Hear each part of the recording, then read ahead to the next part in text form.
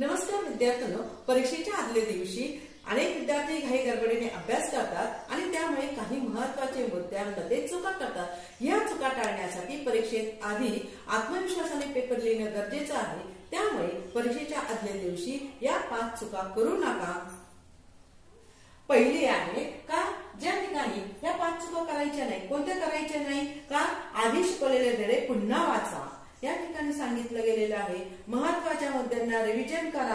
काही गडबडीने अभ्यास केला तर सगळ्या गोष्टी या ठिकाणी चुकतात। म्हणून या ठिकाणी तुम्ही जे काही शांत मनाने जे काही धडे आहेत ते पुन्हा त्याची रिव्हिजन करा।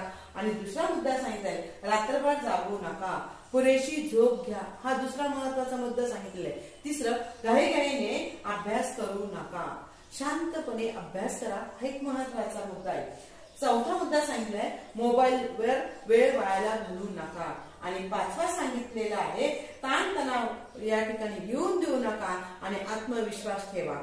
अशाच 5 गोष्टी लक्षात ठेवल्या तर तुम्हाला पेपरमध्ये काय होईल, जास्त मार्क्स मिळतील। आणि अशाच अभ्यासाच्या नवीन नवीन टिप्स साठी माझा 11वी आणि 12वी मराठी मार्गदर्शक या चॅनलला सबस्क्राईब करा।